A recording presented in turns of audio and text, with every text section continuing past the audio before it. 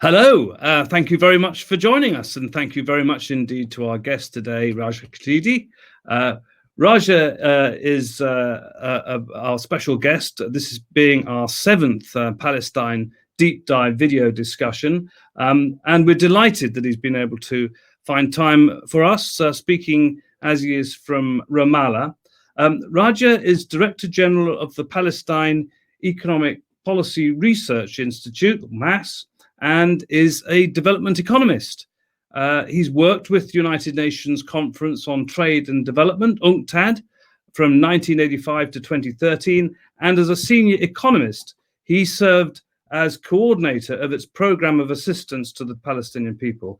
He's head of its Debt and Development Finance branch and chief of the office of the Director of the Division of Globalization and Development Strategies, which is quite a lot to get our heads around. But we're going to be asking him a bit about the work that he has been doing and the work he's doing currently. And also, we're hoping that some of you may be able to join us, send the questions into Raja. We have a very special focus this week, given Raja's expertise on the Palestine economy. I'm Mark Seddon. I used to work for the UN, for the Al Jazeera as the UN correspondent, and previously worked for the UN for the Secretary General Ban Ki-moon. And last year, I was back with the President of the General Assembly, Maria Fernanda Espinosa.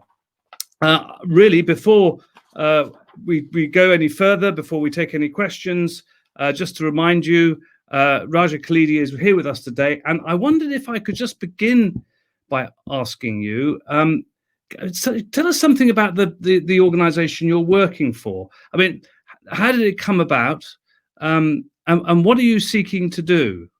Yeah, the MAS was established along with the Palestinian Authority in 1994, so it's just celebrated 25 years of autonomous, independent scientific research amidst a landscape which is, full of all sorts of agendas, political, international, etc. So MAS is a research institute aimed at providing policymakers, government, but also we have a lot of work with the private sector, policymakers in all areas of economic policy with sound, well-studied advice informed by global, regional, and the very specific challenges Palestine faces as an economy which is under occupation, which is struggling to develop state-like institutions. So our position is very much we're embedded really into the policy-making dialogue and into the economic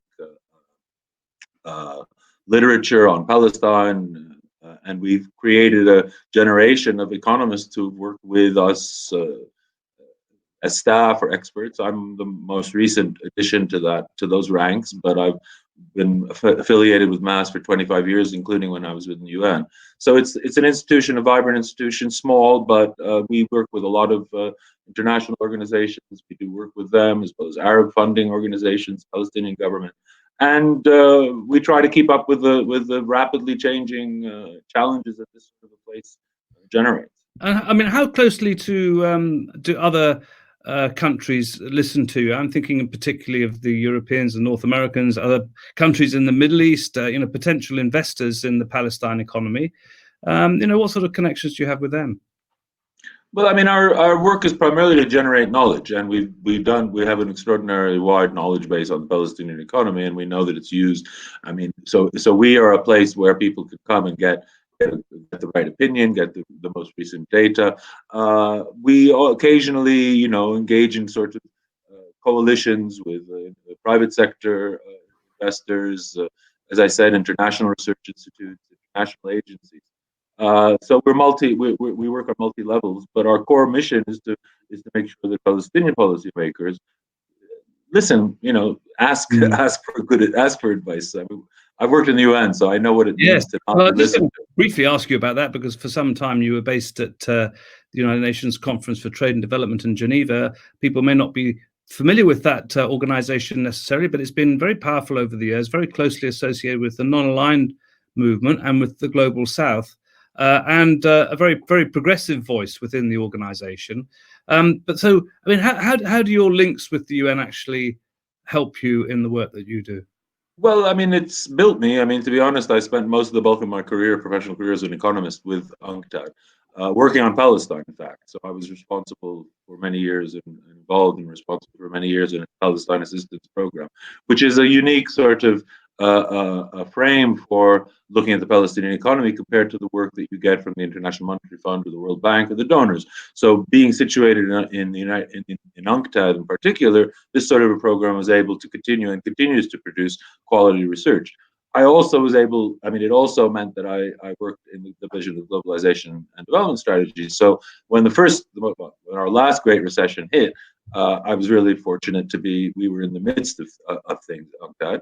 And UNCTAD's relevance comes and goes, but I mean, it's still there. It's still a voice for developing countries and for development, for justice and international economic relations. So that legacy, I hope I hope that it will, infuse to a certain extent with what we're doing here. But here, we have the same development challenges that other countries have, but as you're aware, we have so few of the tools Well, I was just going to ask you about that because, Raja's, Palestine may be recognized by a number of UN member states around the world, but it's still not yet a sovereign state. So, I mean, you don't really have the same kind of fiscal and monetary systems or abilities that other sovereign states would have. So, you can be offering advice, but in practical terms, you must be quite limited in what you can advise the Palestinian Authority to be able to do. We felt that, I mean, very vividly. That is always a problem. But the Oslo agreements and the economic framework that it bestowed for the last 25 years gave the Palestinian Authority, let's say, the powers of a provincial, regional government in most. In comparative terms. So that included, major taxation, major financial regulation, social service, the whole range, including political and other functions. But so, I mean, within that box, within that toolbox, there has been a lot to be done.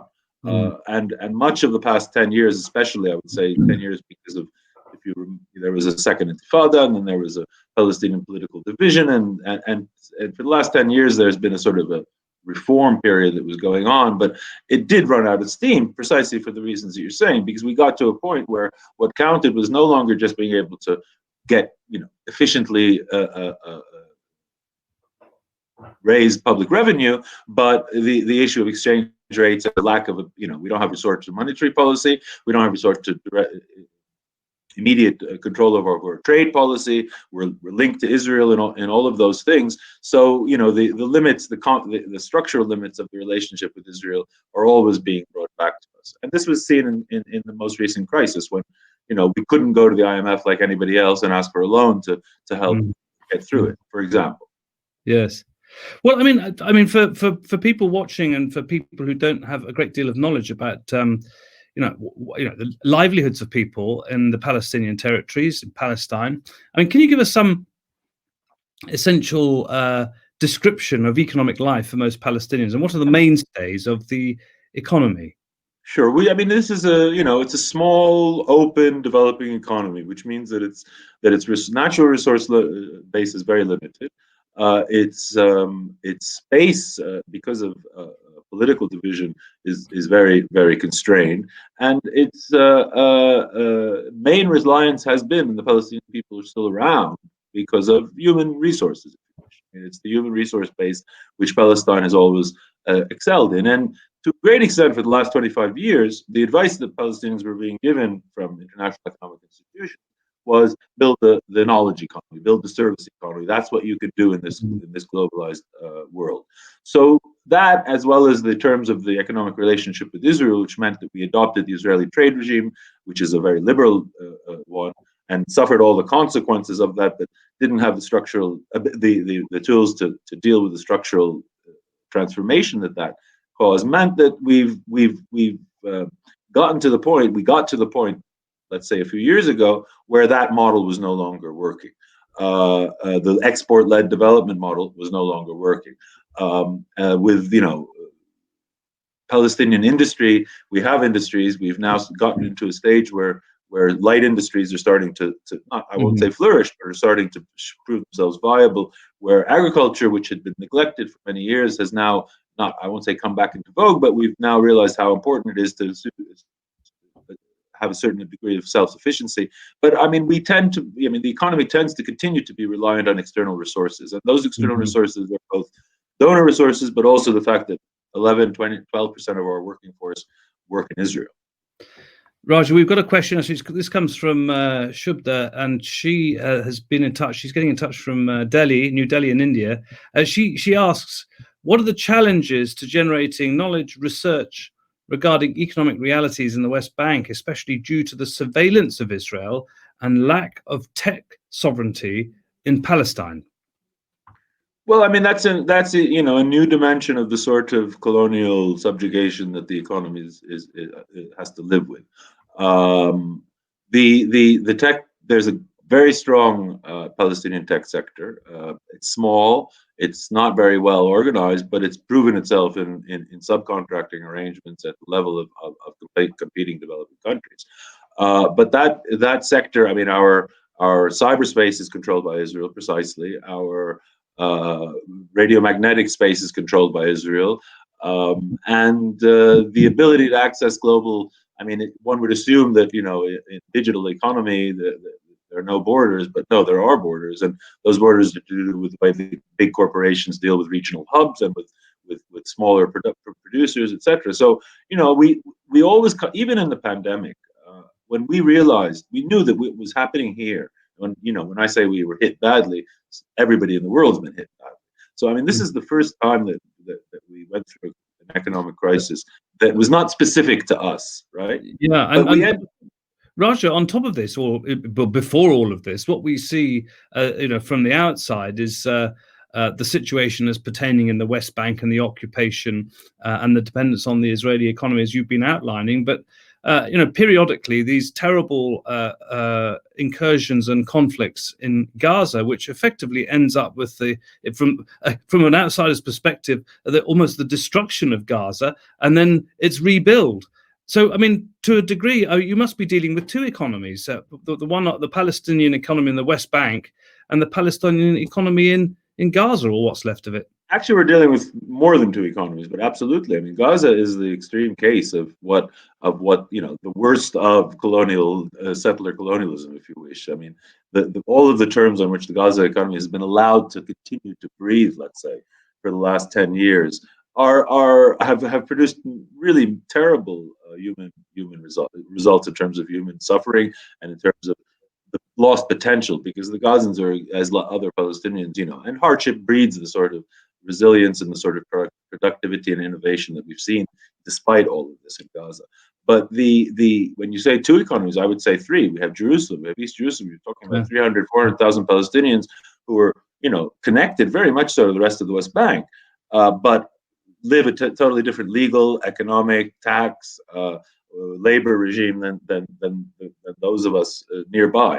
Then you have the whole area now, which is being threatened with annexation, the so-called Area C, where we have 100,000 Palestinians living in rural, pastoral village settings, about to become subject to direct Israeli rule.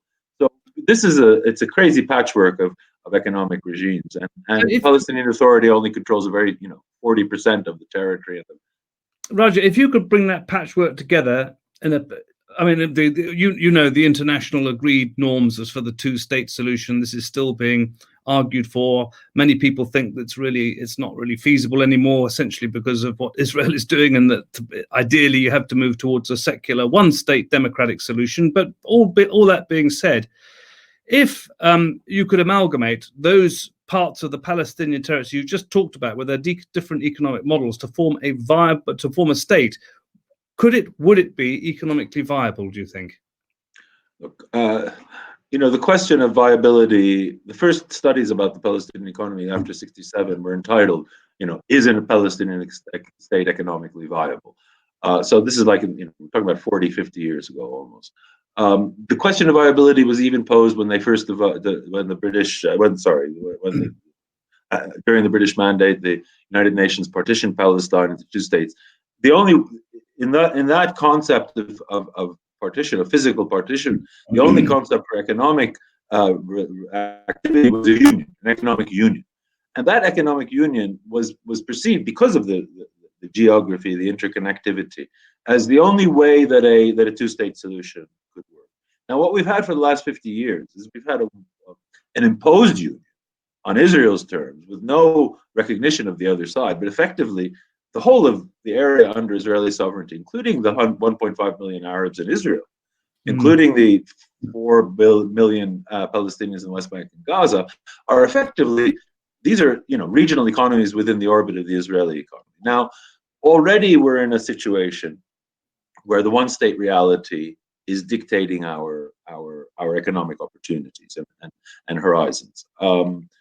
The next stage, the coming stage of potential annexation, or what form it will take, we don't know. But the idea that now what was viable in 47 was like 60%, 50% of the territory of Palestine. Then after 67, 22% West Bank and Gaza Strip.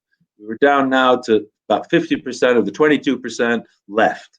Now, viability is really how can you have economic viability when there's no political or human viability any longer to the concept? So the idea of Palestinian statelets, if you wish, spread under the Israeli hegemony, economic hegemony, yeah, but that's not a state. That's not what we're talking about. It's not a two-state solution, and it's not a one-state. It's not a secular democratic state solution. It's effectively an apartheid solution, or reality. I don't think it's any solution that anybody would sign up to, but it's what we're increasingly facing. So, this means that the PA is like the nucleus, if you wish, of this Palestinian Arab economy under Israeli hegemony. It's fighting very hard to maintain its ability to govern in the area that it can, in the 40% of the West Bank that it's allowed to govern in. Political division, Arab, regional lack of Arab regional support, Israeli, the rise of fascism and the right in Israel. It's really been a bad year for us. Trump, not to mention Trump in the White House, and so I see a pretty dim horizon right now for anything but at best survival of the Palestinian Authority and the Palestinians without the sort of terrible deterioration to violence that we've seen in the past. Well, Raja, we've had another question. This is from, and it follows on from very much from what you're saying, from Fahed Abu Akal. He says, how can we develop our Palestinian economy when we're under complete Israeli military occupation? Citizens in the USA are not aware that nothing can come in or out without the blessing of the Israeli military. That's the point he'd like to make. Absolutely. There's as I said, there's a limit to the we can't develop. There is no development under occupation. Let's not make a mistake. But that doesn't mean that there hasn't been growth under occupation. We have had growth. Our economy has been growing. People are living, in some ways, materially speaking, better lives than they did 20 years ago. The bestowings of globalization are at anybody's, Palestinians can partake thereof. But there's been a terrible price paid. And part of that is that we've for 25 years, and for 50 in fact, but for 25 years by our endorsing Oslo, we've accepted the sort of controls that he mentions, that Fahad mentions, whereby Palestinian imports are controlled, are coming through Israeli ports, are transported to our territories, across Israeli territories according to Israeli security considerations. Israel collects the tax even and gives us, hopefully a fair record of what they've collected on our behalf. So this number, the levels of strangleholds, if you wish, or choke points rather, are extraordinary. And it doesn't end when it leaves Israel. No, as soon as there's always Israeli internal checkpoints and customs police and other regulations to satisfy. So it's a crazy. But Palestinians have adapted. They're still there. They're still not violently and militarily, but still resisting through their political positions.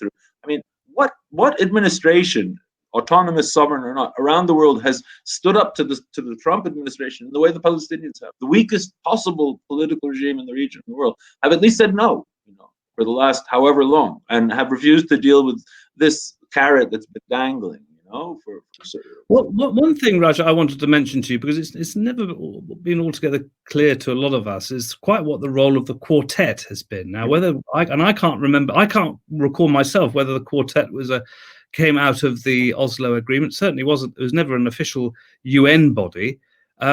So maybe you could tell us something about that. But also, I mean, for many of us, from where I'm speaking to you from Britain, our memory is of Tony Blair, former British Prime Minister, who then went on, rather surprisingly, many of us thought, to become the Quartet's special envoy to Palestine, and essentially really had an economic job to do. And I suppose my question is, what did he actually achieve? Are there any lasting achievements from Tony Blair and the Quartet? Well, you were surprised that somebody like Tony Blair would end up in our part of the world. We weren't, because we knew what the game was. So, and the game, was, and this is, so Blair as special representative of the Quartet, I think it was probably the end of 2000s, the noughts, came as a result of the formation of the Quartet, which was formed only upon the initial failure, if you wish, of Oslo in the Second Intifada, when everything broke down, 2001, 2002.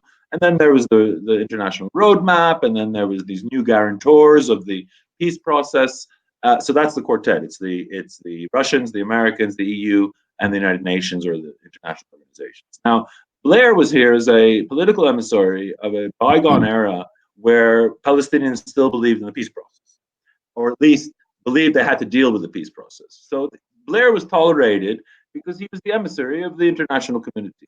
But, as the peace process broke down, and before the peace process broke down, it was clear to everybody what his game was. And in the meantime, though, there was something set up called the Office of the Quartet. Now, the Office of the Quartet is actually a bunch of professionals working on things like water, access and movement issues, basically trying to intermediate where they can between Palestinians and Israelis, not to keep the peace process alive, but to keep some sort of economic hopes through cooperation and through Israel, obtaining Israeli permissions and acceptance. So they do important work on water. They do important work on the rule of law. They do important work on trying to get Palestinian exports as a technical secretariat. But the Quartet as a political animal no longer exists, which is probably a good thing.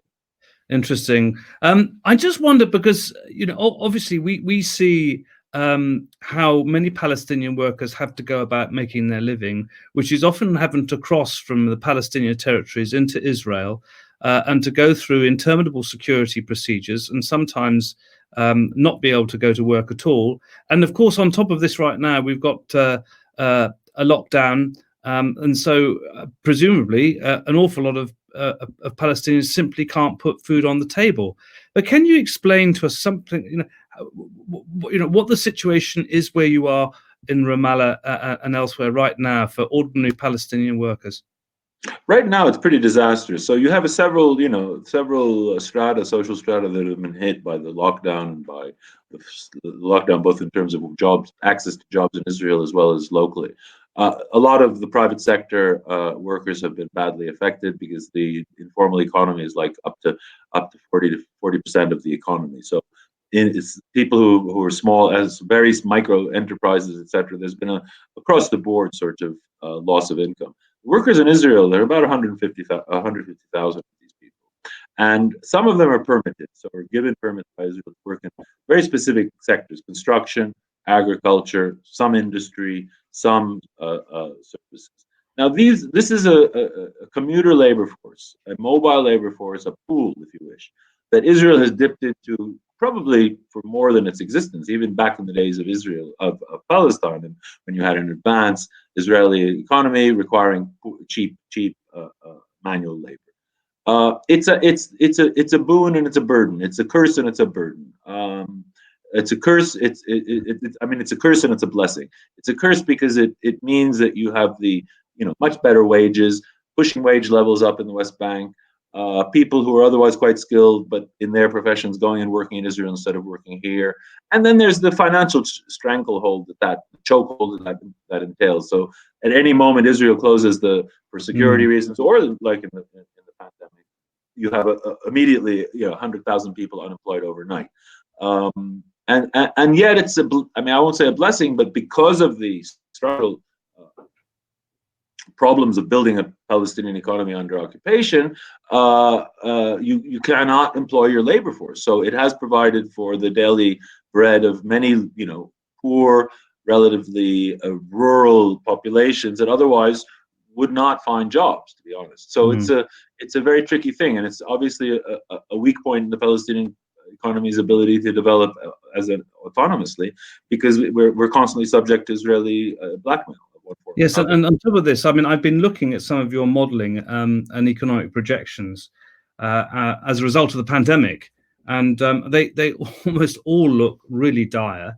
All main sectors of the economy could be impacted, some by as much as 40%. So, on top of everything else, how do you begin to rebuild after this pandemic?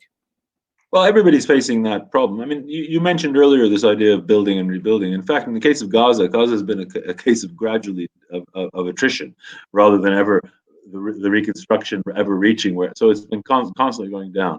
Here, rebuilding is going to be problematic. I mean, it's not a matter of rebuilding; it's a matter of uncertainty and certainty. And the sort of certainty you need for people to reopen stores and restaurants, not only the public health. I'm talking about the economic certainty because of the coming confrontation with Israel.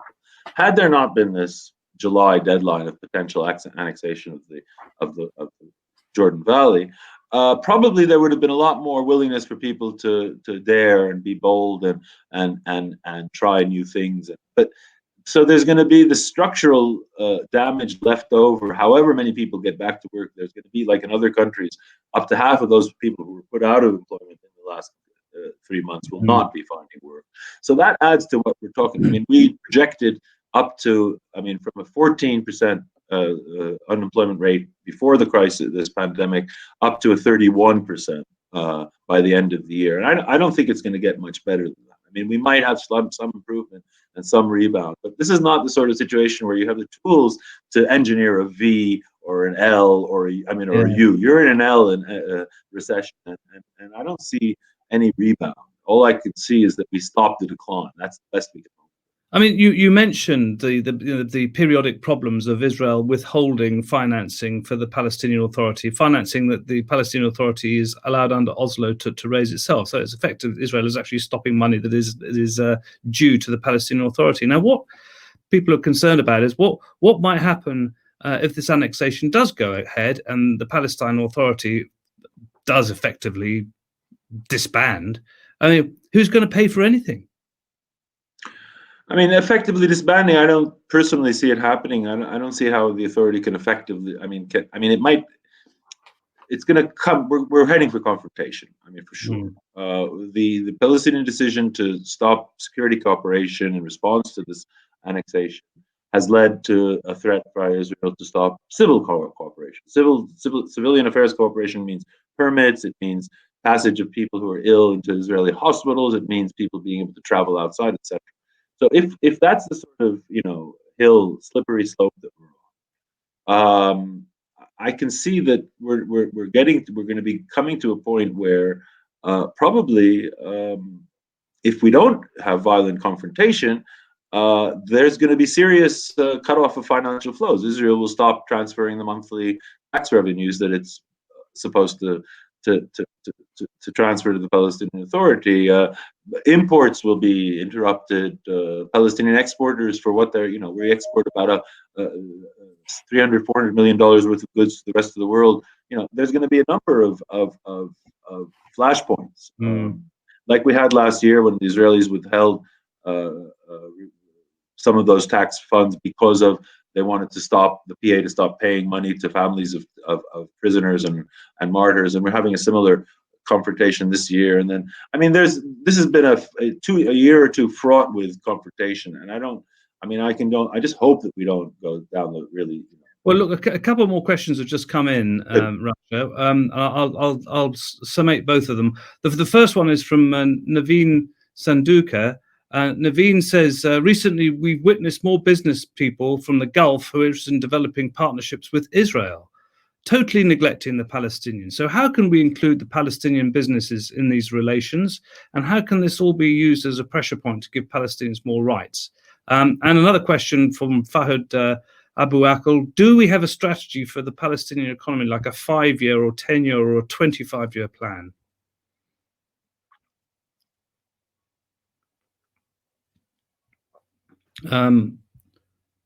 You cut at the end, but you cut a little bit at the end. On the first question, let me just briefly say that the the the the threat, the strategic danger, let's say, of normalization, economic or political normalization between Arab states and Israel is something that that the Palestinians obviously cannot deal with on their own, and will not try to accept by not joining it. So I mean, I think that what we need to see a parallel to that, and there have been efforts, and I know there were attempts by Palestinian business and Palestinian government to set up precisely a parallel set of investment relations, which are not non-existent, but are, Arab investors, like any investor, they see a very uncertain situation. They're not going to easily part with their funds only out of love of Palestine. So I mean, we're in a situation now where where we need support from Arab financial support for Palestinians to just be able to be resilient and resist and not have, resist encroachment, Israeli encroachment and annexation, rather than the sort of building the Palestinian economy type investment that would be needed in a strategic, more strategic. Well, we have another question from Shubda, and actually it's following on a little from what I was hoping to ask, which was really about the effect of the extensive budget cuts for the United Nations Relief and Works Agency. So I wanted to ask you about that, but she also would like to know if the UNRWA training centers have actually helped the Palestinian labor force. Look, UNRWA is, before the Palestinian Authority, there was UNRWA. It was providing jobs, it was providing education, it was providing health services, it was providing work projects, and obviously the budget cuts, and these are not recent. I mean, this is an attritional, a long trajectory, downward trajectory of cutting for political, for other reasons. But it's still commitment to UNRWA was renewed last General Assembly. It's not only the United States that, however important as it has been, it's not only the United States which the Palestinians and UNRWA can rely on. Luckily, the Europeans and the Arab countries have stepped up, and I think that UNRWA is a part and parcel of Palestinian life. So the training centers are just one of an important part of the vocational training sector in Palestine. Education is now the only service, in fact, that UNRWA provides universally. Its health services are pretty much reduced to certain types of, childcare, etc. And its works and employment programs are a thing of the past. So what is UNRWA today, except an agency that can intervene in times of relief, and like the WFP and other agencies, provide food parcels when it's really bad. But otherwise, its educational system is part and parcel. We can't do without UNRWA, as well as the fact that it runs the camps, and the camps are still there. You can't just ignore that. They will continue until we have some resolution. And those camps are, as you know, are places where Palestinian identity flourishes. So UNRWA is part of Palestinian identity. I mean, a lot of what you've been talking about is and the importance for the Palestinian economy in terms of future travel, future prospects for people is obviously stability, and that's economic stability and political stability. Do you think that the US presidential elections this November could be really rather more important than most US presidential elections are for which kind of stability follows? Well, the U.S. presidential. I mean, if this administration stays in power, then it's really bad news for us. And I don't see, this. I mean, what you said earlier about the possibility of this no longer being sustainable. It won't be even necessarily a decision to collapse the PA. The PA will then just no longer be able to function, literally, in the term, because the terms of reference of the past 25 years have been ripped up. This administration has completely negated all of the terms of reference: Plan for Peace, 242, occupation, Jerusalem, etc. So the best that can be hoped for is if a democratic administration does at least put a halt to this continued American reversal and complete, somehow, or remove itself from the balance and let the rest of the world work it out. I don't know, but I don't see, too many Palestinian governments have or leaderships over the past have invested a lot in the next American election. and postpone things and said, let's wait until and you'll see after. And just really, it's gotten worse and worse and worse. I mean, Obama was really the big disappointment because of all of the expectations and what he ended up. He tried hard, but he was totally ineffective. And he helped pave the way for Trump in terms of U.S. policy, I suppose, in the Middle East. But I'm sure that whatever Trump does in the Middle East will not have any effect on his re-election chances. Yes, I mean, Middle East has never been an issue in American elections. I mean, all sort of future global predictions are kind of they're all up there right now. We really do live in unprecedented, unpredictable times. And so this final question I'm going to put to you might think it's a bit unfair, but I mean, if you were to look into your crystal ball, the next 10, 20 years, I mean, are you an optimist or a pessimist? Do you see the kind of the realpolitik actually of a settler state that can't compromise, effectively losing control in the longer run, or a settler state that can compromise, and for a final just democratic solution to arise in the territories? How do you look at it all? 25 years ago, I was, believing that Oslo was, the right way forward, and I lived it long enough to realize that at the time it was the right way forward. But there was a moment at which we should have shifted course. In the meantime, Israel has gone ahead and continued its state-building project in the West Bank, right? The only real state-building project ongoing in the West Bank is that of Israel through its settlement project. Now, I also know that side of, west of Ramallah is the state of Tel Aviv. And the state of Tel Aviv, if you've ever been there, is like somewhere totally different from what we read about in terms of Israeli politics and the shift to the right and annexation and the settlers. So I know that there are a lot of Israelis out there who would have been happy for a Palestinian state to exist alongside. And the same Israelis ultimately would be happy for the rest of the Palestinians, for the Palestinians to all become Israelis, on the same terms that Arabs, 1.5 million Arabs are Israelis. But this silent majority in Israel is killing us, to be honest, because we're in the meantime the country is being run by a band of crazies, or at least of extreme hardliners, people who have no humanity left in some and no view of the other of Palestinians even existing. So I know that the future 20 years will be Palestinian, Arab, Jewish, Israeli. They're not going. The Israelis. There's no. I have no expectation or demand that they somehow turn into Palestinians or leave.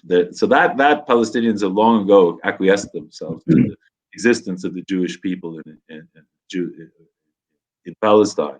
But the terms on which we're now living obviously have to change. So there's going to be a struggle between Arab Israelis and Jewish Israelis, a struggle between Palestinians in the West Bank, and that's moving in terms of correcting the very what is now a one-state reality and turning it into a just one-state reality, a democratic one.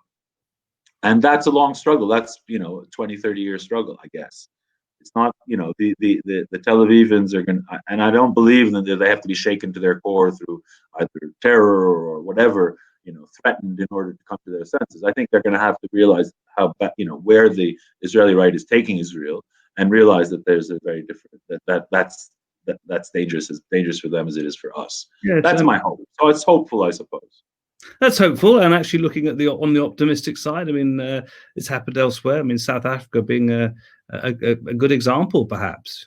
But look, unfortunately, we have to bring things to a close today, and to thank Raja Khalidi very, very much indeed for his great insights and wisdom. It's been educational, and I would really very much like to thank you, Raja, for coming and joining us today on Palestine Deep Dive, and to thank everybody behind the scenes who have been working so hard to make this happen. And until next time, that's all from us here at Palestine Deep Dive. Thank you very much, and I'll keep watching your series in the coming weeks. Thanks, Mark. Thank you, Raja.